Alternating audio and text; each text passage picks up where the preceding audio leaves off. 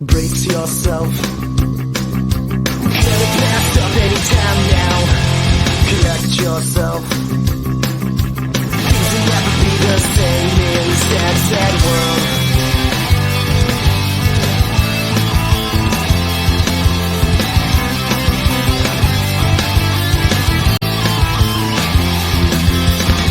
Around a lot a bit, trying to make the pieces fit to a puzzle with a million missing pieces. When I'm feeling fine is when I discover that I'm afraid to blow my cover, and there's something very wrong with this. So sit back in your hole. Morning, everybody. Good to be with you today. Continuing a conversation we started the last class, and I know some of you weren't here for that, and I also didn't record it, but I'll try to hit the highlights of it in the beginning of this. We're looking at the connection between ethics or morality and politics. Right? But they're not identical, but there is substantial overlap. Right, which is very clear from the topics we're discussing in Module 7 when it comes to immigration and racial equality and racial justice, which are both things that have very strong moral components and also very strong political components. We opened last time. I asked whether morality is a private matter or whether it's something of concern to the whole community. And we kind of concluded, or at least I kind of concluded, that anytime you make a moral choice, there is impact on the entire community from that moral choice. Not equal impact, by every, not every moral choice has equal impact on the people around you. Having, like intentionally thinking dirty thoughts about your friend's girlfriend. All right, most of us would say, "Well, that's morally wrong. You shouldn't do that." But going on an axe murder spree is also morally wrong. You shouldn't do. Both of them impact the community, but they don't impact the community to the same degree. And then we looked at the nature of community and the relationship between person and community according to Aristotle. And I want to illustrate it this way. What are we looking at there? The earth. Did you know, I'm not pretending to be a science teacher, all right? But did you know that the earth has a higher mortality rate than any other planet in the solar system? And it's not even close. Way more people have died on Earth than anywhere else in the solar system. Dexter, are you trying to argue with that?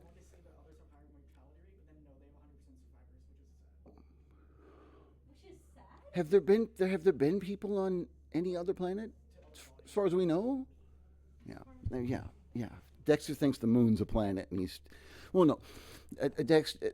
Dexter, this will be one of my last chances to tell you: don't be obnoxious on purpose, right? When you're obnoxious just because it's your nature, that's okay, but don't be obnoxious on purpose. So we're looking at a picture of the Earth here, okay? And at the very dead center here, we've got the inner core of the Earth. Have any of you ever interacted directly with the inner core of the Earth? Yes. No. Interacted directly. Gravity itself is the mediator between you and your relationship to the inner core. So no, of course not. Dexter, no. But what would happen if the inner core of the Earth were to just up and disappear? We'd lose a magnetic poles, we'd lose compasses and other GPS satellite tracking. The Earth's rotation would slow down a bit. Dexter's like literally answering the question. The Earth would implode. All right, chaos would ensue. What would happen if the core of the Earth exploded?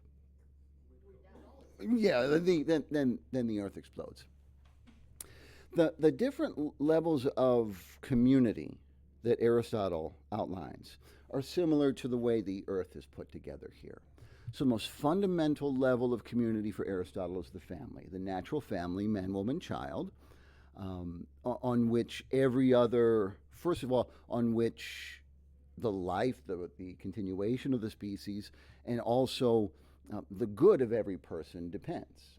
is the purpose of the family.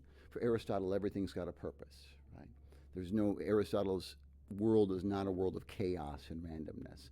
And the purpose of the family is to provide for the needs of the individuals in the family, and in a special way, the children in the family. Now, you can move out to the next level, which Aristotle calls the village, and some of his terms will be different than the terms we would use about the different layers of community. But what is the village but a collection of families, right? And then Aristotle says the ultimate level of community is the city, because for him the city-state was the highest level of government. For us, the nation-state is the highest level. But what is that? It's a collection of villages. Really, it's a collection of collections of families. Right?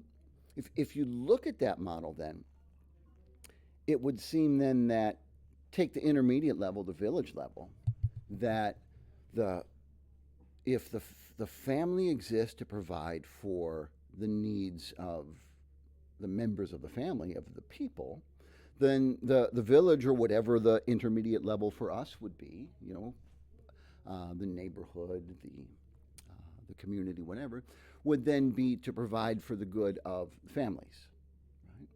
And then you blow it out to whatever the ultimate level is for us, the nation state. There is international government, but the nation still remains sovereign to some extent despite that. So we'll call the nation state the ultimate level of government. We could see then that the purpose of the nation state then is to provide for the good of communities, which is to provide for the good of families. And so the success or failure, the goodness or badness, or if you will, the goods or the bads of any government is in large part determined by how well it provides for the good of the layers that are the levels that are beneath it, and ultimately how well it provides for the good of families and therefore the good of human persons. The community, the nation state, the city or polis for Aristotle, has a purpose, right? And the purpose is similar to the way we talk in social contract theory, though that language is not Aristotle's language. The purpose of the nation is to provide for the good of the people.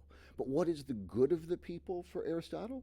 The good of the people is that the people become good, right?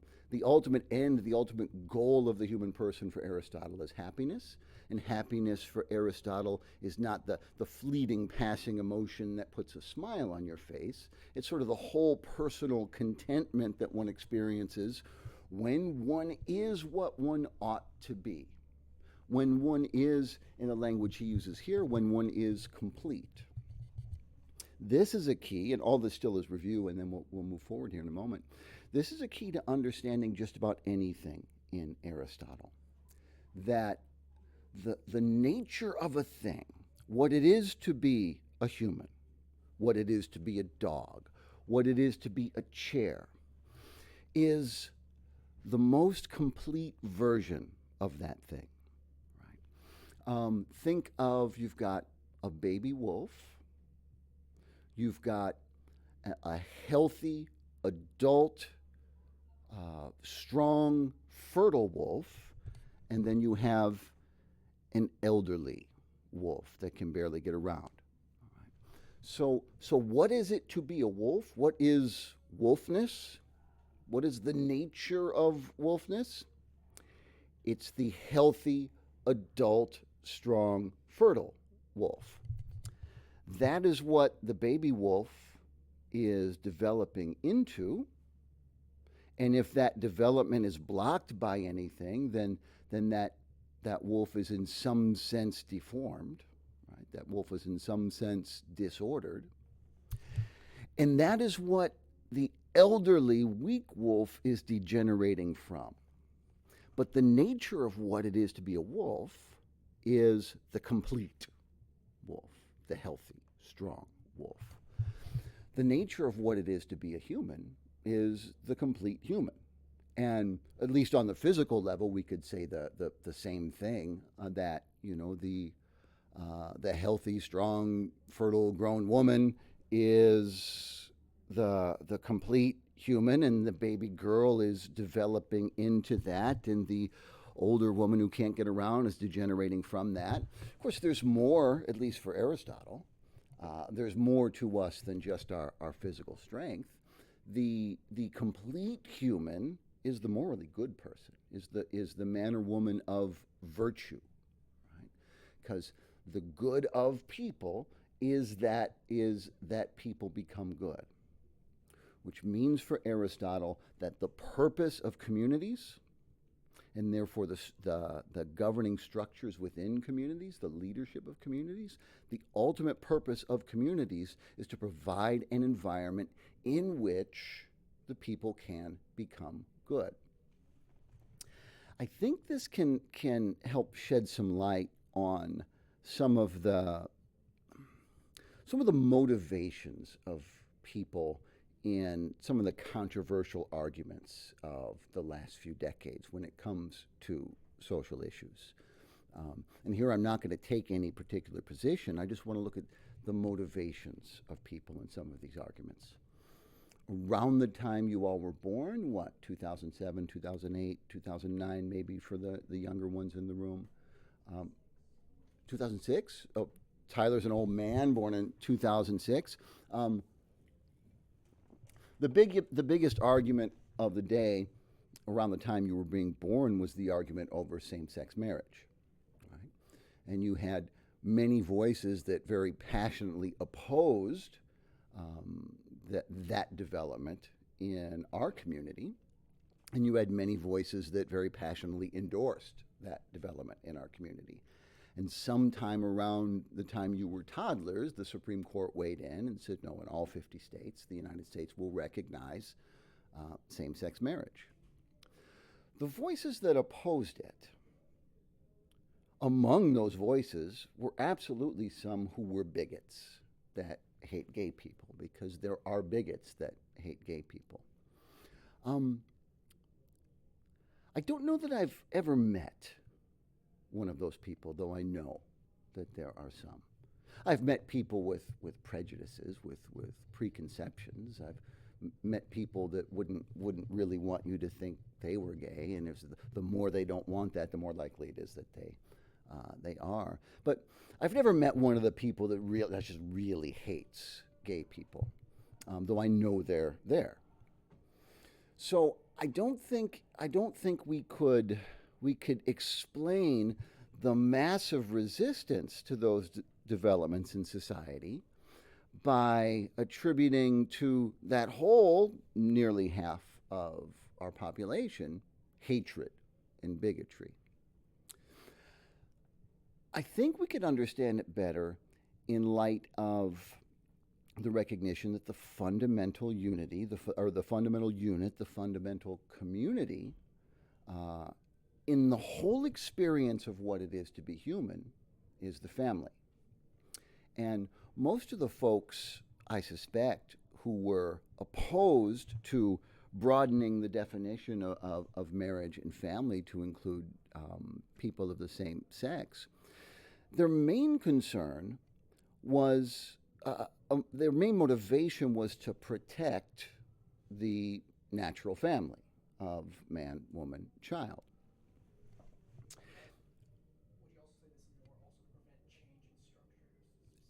And Dexter asked, would I also say it was to prevent change in structures? Well, it was to prevent a change in that structure, for sure. Because if that is, the reasoning would go for many, if that is the fundamental structure on which all of human society, if that's the core of the earth of humanity, then to change that structure is to destroy humanity. Well, probably not, but is to do I don't know what to humanity, right? There are some things that we should toy with cautiously, if at all, many would argue. Now, is it actually the case that we're not going to spend the whole day on this particular issue. Is it actually the case that expanding a recognition of what marriage is to include people of the same gender is an attack on the natural family? That's not self-evidently clear, right? So the opponents have to make a case. Right? Their concern is not absurd, but their concern is not also self-evidently accurate, because one could just as well argue, well, the people of the same sex that are wanting to enter into marriage, it's a different pool of people, right? You're not pulling people out of the natural family to you're not like going door to door and saying, have you ever considered not being into ladies but being into fellow dudes, right? You know, if that were possible, if there were like Thanos Infinity Gauntlet, if there were a gayness gem that you would, and then you were to blast mothers and fathers with it to break up families, that would be self-evidently an attack on the family. So, I'm not trying to make light of the concerns of the opponents of same-sex marriage, because I was trying to bring some understandings. We sort of tend to assume whatever side of issues we're on when we're passionate, we tend to assume the worst of our opponents. We tend to think that people could only disagree with me about the things that really matter if they're stupid or evil. And a concern for the well-being of the natural family is neither stupid nor evil. And indeed, it is a concern for the well-being of the natural family that is the ultimate responsibility of every other higher level of community. So really, I'm just trying to clarify why that debate was felt so strongly. And it was, and I'm not saying the Supreme Court is the arbiter of morality. You know, they're the folks that gave us Dred Scott, so they most certainly are not the arbiter of morality. But it's kind of their job to be, right? And they decided in a certain way on that one. Anyway, I wanted to use that as an illustration here. Dexter. On the issue of the more you feel on it, the more you demonize the other side, or is I like to say polarization of two sides, Mm-hmm. is that not just do you feel the other side more evil, but the barrier to entry to push someone into a side or not a side is much lower. Think some politics, I don't like this guy's policies, well he's this side, therefore you must be the other side, you bastard. Sure. Sure. If you didn't hear Dexter, he was talking. And we'll move away from that issue here in just a second. Some pushback that someone arguing on behalf of a legal recognition of a right to marry for people of the same sex, perhaps, would be that in the decades leading up to the legalization of same-sex marriage in the United States, there were a number of other alterations in the state of the American family, and broader sense the Western family, that seemed to be much more damaging to the natural family.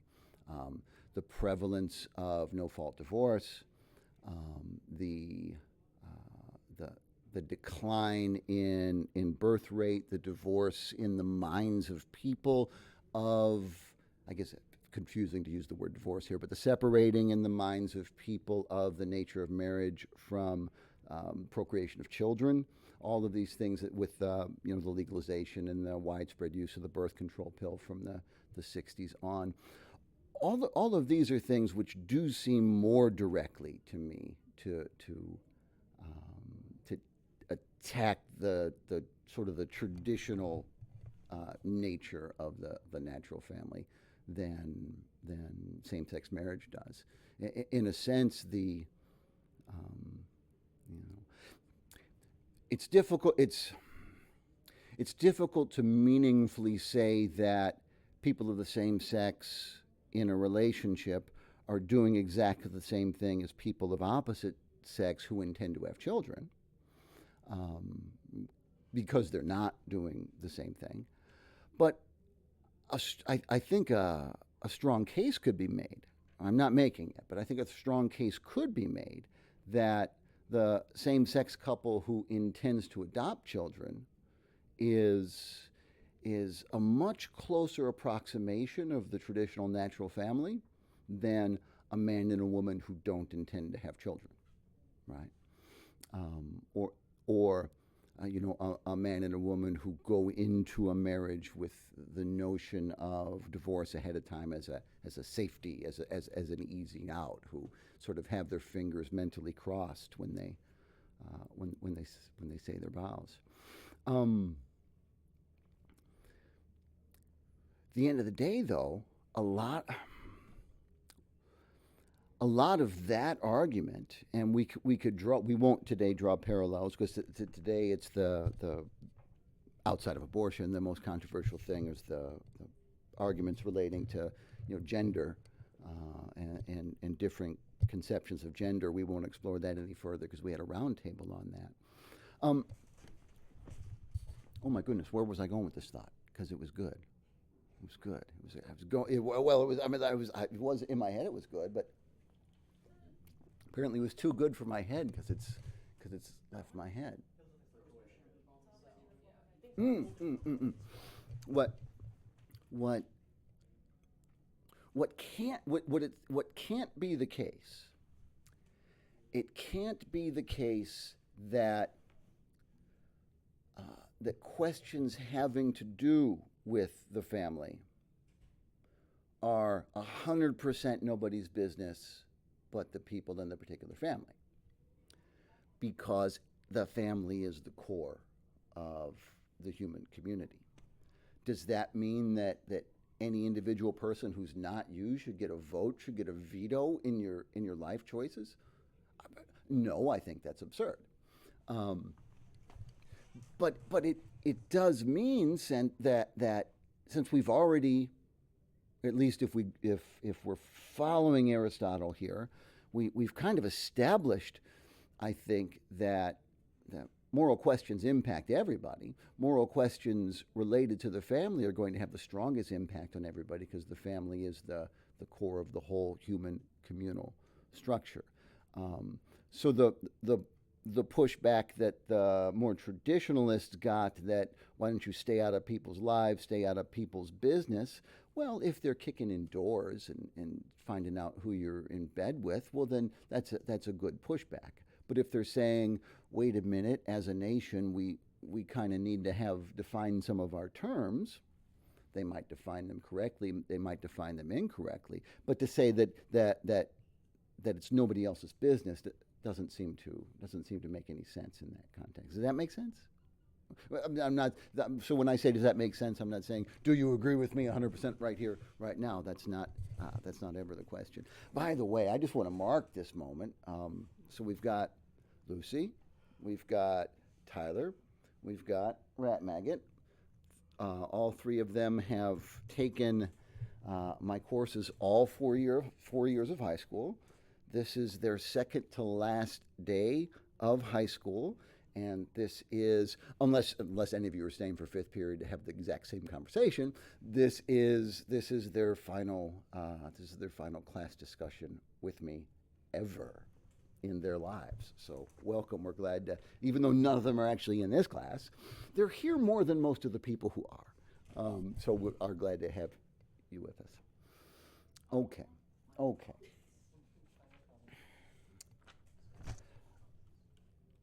When it comes to living together in a community, and it comes to the morality of a community, the question we have to ask ourselves is, in what ways are we going to react to the moral choices of the people around us? Right? To the blanket statement that the moral choices of the people around us are none of our business, that we've already rejected that.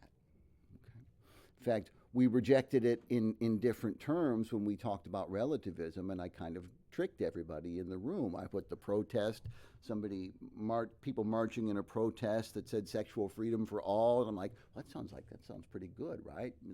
leave people alone, them to make their own choices. And most people are like, yeah, of course that sounds good.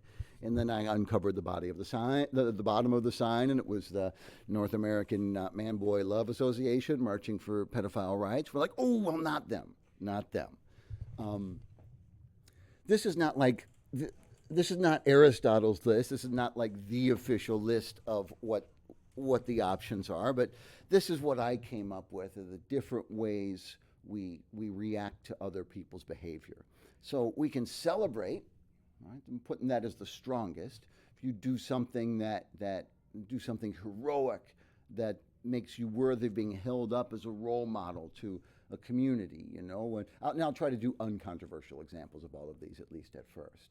You know, if Rat Maggot runs into a burning building to save a 3-year-old at great risk of life and limb, we would celebrate that, right? A little next level down, you got John McCain with giving the thumbs up there. To encourage, there are certain behaviors we encourage, don't necessarily celebrate. So Dexter's here. He's here on time in fourth period. Why? Because it's his class. Nobody's gonna build him a statue for that. It's not any fantastic accomplishment to have come to class once, but it's what he's supposed to do. So we encourage people to do that. What do we encourage a lot these days in our society? We encourage people to recycle, right? So Dexter said not killing people because he's being obnoxious on purpose. Not killing people is a little stronger, all right? We encourage people to recycle. We used to encourage, in the COVID, we'd encourage people to stand 6 feet apart. You know, we didn't build you a statue. We weren't building statues that year. But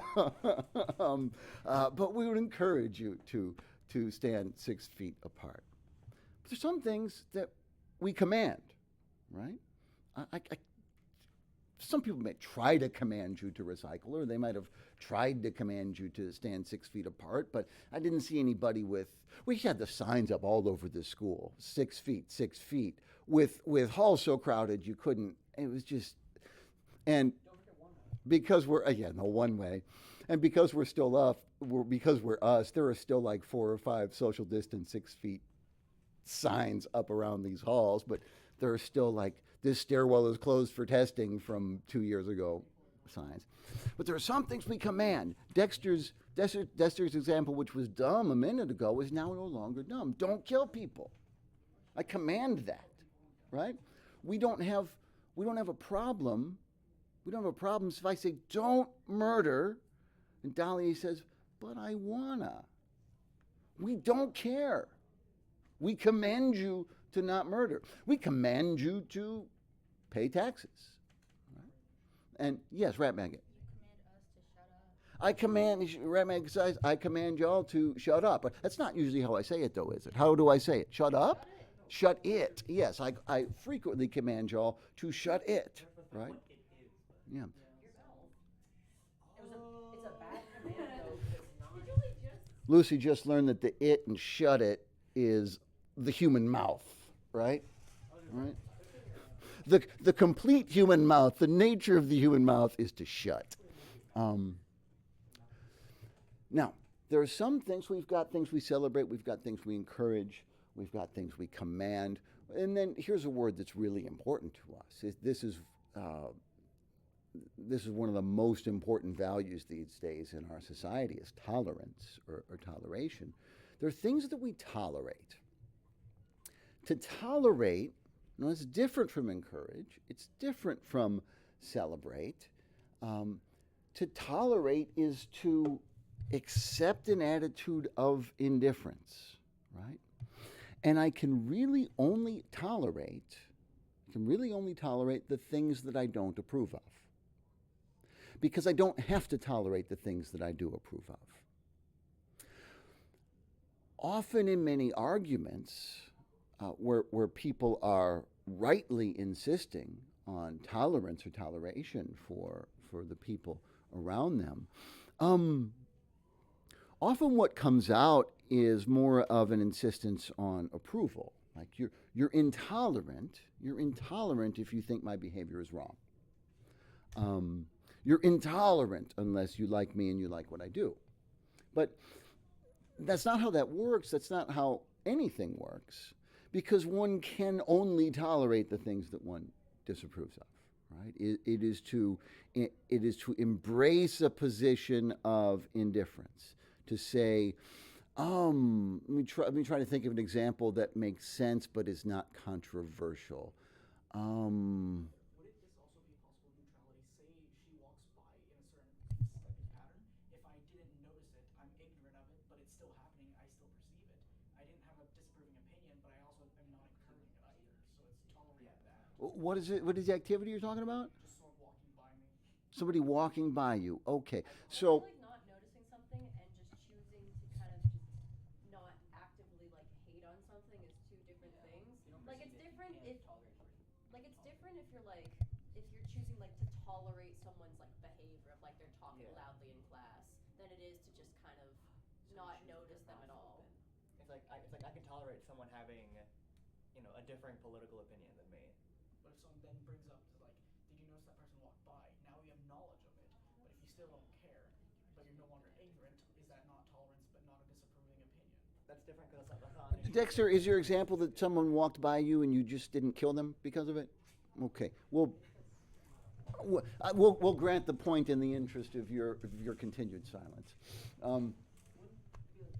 Tyler. Your friend likes drinking, and you're hanging out, and they drink, but you don't like drinking, so you just don't drink, but you don't like make a big deal out of it. Yeah, so if you didn't hear Tyler, he said an example might be if you don't drink and your friends do, and but you don't make a big deal about it, and you hang out with them. You hang out with them anyway. Yeah, absolutely. In fact, that resonates with me. I haven't had a drink in years. Most of my close friends and family do occasionally drink, and I have occasionally been around them. And to be honest with you, I'm not a teetotaler who says that all drinking by anyone everywhere is evil. But I've made the prudential decision that it's better that I don't. And to be sober and to be around intoxicated people is the amount of fun that is there's a glass ceiling to that. I was that way in high school too, because I had never had a drink while I was in high school, and I'd never smoked weed while I was in high school, but many of my friends did, and so yeah, I would tolerate that, right? I probably would have preferred that they didn't, but I was willing to say that's not any of my business. Because by saying that every moral choice has some impact on society is not to say that everybody's moral choice is every individual person's business to interfere with. That's where a prudential judgment is necessary. I'll come back to that in a minute, though. Let me go through the rest of these options, and we'll come back to that. And that may be near where we close the final me discussion of these three turds' lives. So on the other side of toleration, you have behaviors that we discourage, right? I'm going to try to think of examples that are appropriate but not controversial. Like drinking while driving? Drink and drive is a little stronger than discourage. It's a little stronger. That's punish. It's clearly not working.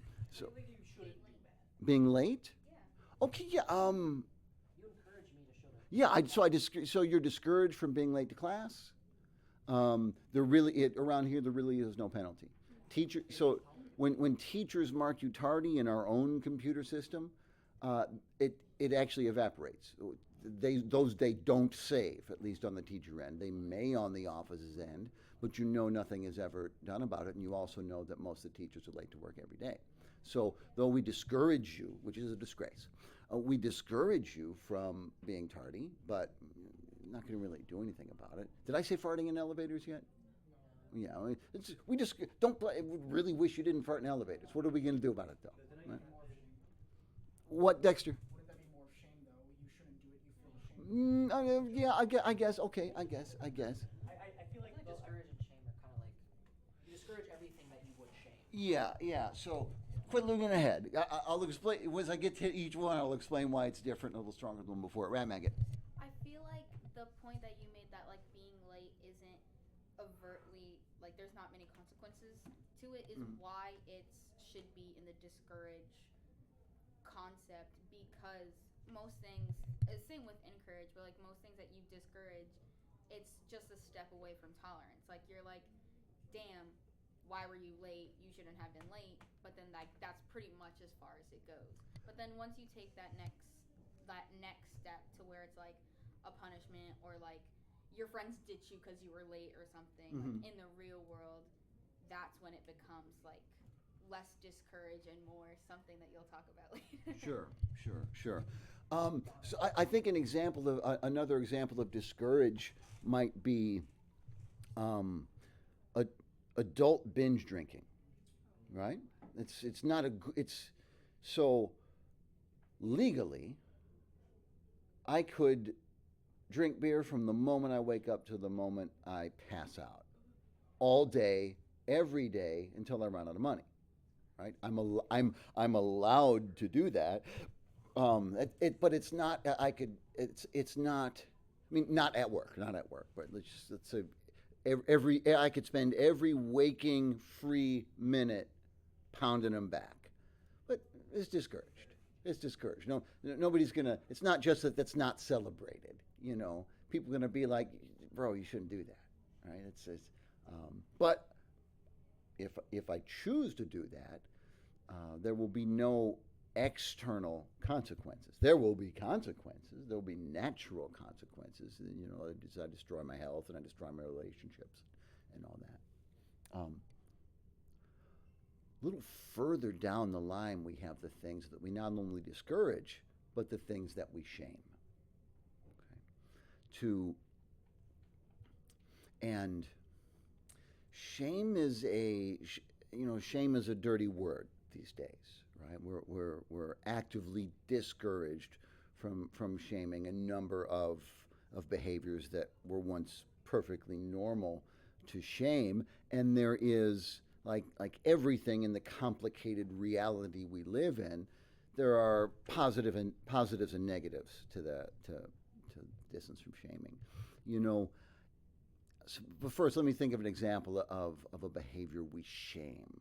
Someone who does hard drugs like meth, cocaine, heroin. I feel like that's a behavior that's shamed. Yeah. So hard drug use, and there can be some overlap with the next one. So I'm not going to say, well, it's got to be something we don't also punish. But a drug user, unlike a drug dealer, a drug user may go years without ever being arrested, right? So he could be, but he may go years without being arrested. But that's a shameful way to conduct one's affairs.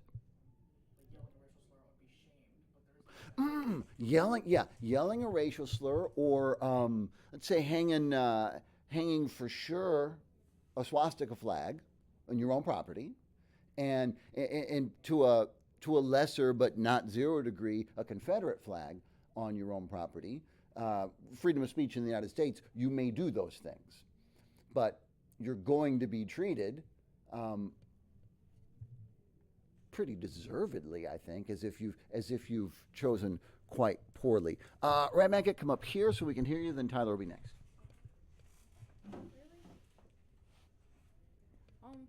It was just because you were mentioning that like you'd be shamed for like having certain flags in your lawn, but it could also go the complete opposite way. Like you don't have to be the person hanging like Confederate or like whatever flags in your lawn. You could be a person hanging a gay flag or like a ally flag in your lawn, and you'll be shamed by the other side of people. Sure, absolutely. Like I think, I don't know about everyone's opinion, but I like, as like your example, like we feel that like I would shame somebody for hanging like Confederate flags and like for beliefs that I have opposite of.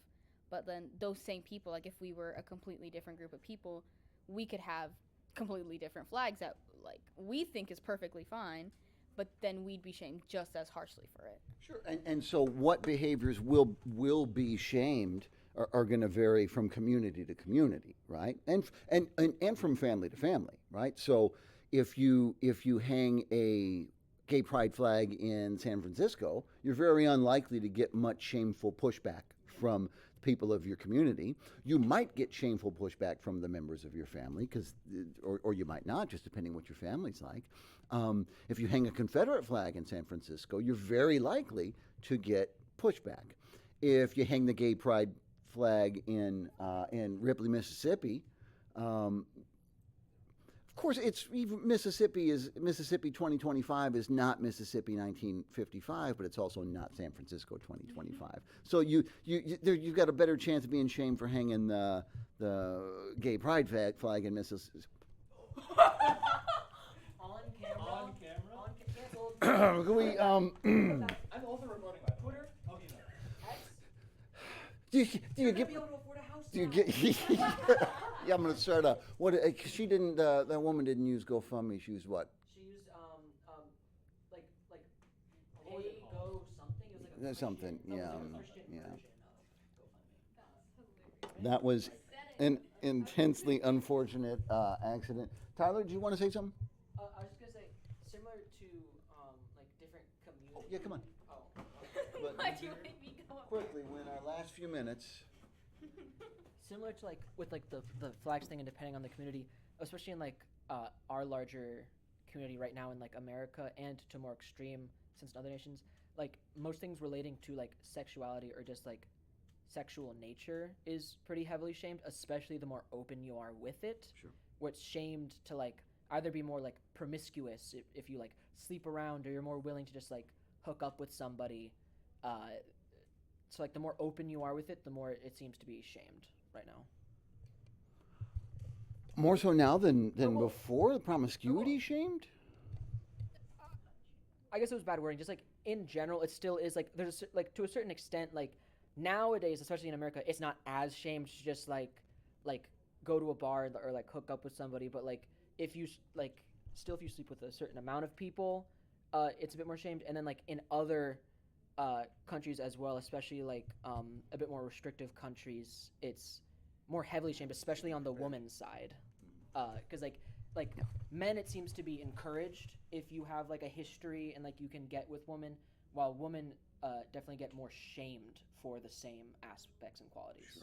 Sure. Although I mean that particular, when it comes to sexuality, especially sexual promiscuity, that's one of the traditionally shamed behaviors that there's a lot of pushback against the shaming to the point where, you know, one might say, you know, we're no longer recognizing that, well, you know, some things are just shameful. You know, the one part of the question is what is involved in shaming. Is it, you know, if somebody is, so like the slut shaming is the term that gets thrown around now. If a woman's being shamed, as say she's an OnlyFans model, or she just is promiscuous, or a man, but like you said, there's a double standard, is less likely to be shamed. If that person's being actively harassed, if that person's basic civil rights are not being met, or being withheld from them, then of course that's over the line. Nevertheless, it is shameful to be a slut. So when we celebrate the things that are shameful, that's a good indication that core is it's not saying exploding, but it's rattling. We're desperately low on time, so let me bring this together. And obviously, from the thing, you can see that the sort of the ultimate choice people make is punishment. So the virtue of justice, which is to give to each one his or her due, according to Aristotle, is a key component of what it is to be a community under leadership, so a political community. One could say that it would not be unjust for a government to make illegal any behavior that's immoral. Would not be inherently unjust. But it's often the case, and I had this argument years ago, and I argued the opposite, and I now think I was wrong, and I can picture myself arguing with my friend who kept saying, no, in a complete, in an ideal community, that whatever little thing we were talking about, that, you know, probably something, you know, behind closed doors, sexual stuff, you know, he was like, no, in a perfect community, it would be okay, that would be against the law. And I kept saying, no, no, no. Or he said, in a perfectly just community. It's like, no, it's never unjust to make something that is immoral against the law. But it is often imprudent, right? Imprudence is the virtue by which we decide how and when to do good. And when we do good, if we try to do justice in a way that is imprudent, that is invasive, that does more harm than good, it negates negates the goodness of the just behavior. Which is why there is room in all of these things. Which is why there is room on all of these things for honest disagreement between well-intended people. It's why Aristotle doesn't give us moral rules. That the people in this room could all assign different behaviors to every one of those categories. None of them are right. There's no such thing as right or wrong. No. But we only get closer toward that complete community, which is the nature of what it is to be community in the real world, in real time, by an open exchange of ideas. So the tendency we have to shame disagreeing with me, the way we shame hanging a swastika, right? With that sort of fury, is absurd and counterproductive. And that, especially Tyler, Rat Maggot, Lucy, that's all I need from you. Ever. Watch this, watch her cry. The rest of your lives are yours.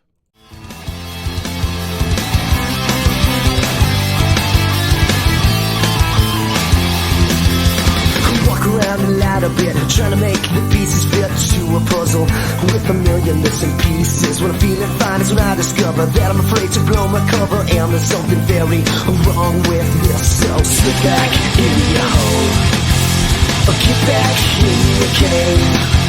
If I'm going down, I'm taking someone with me.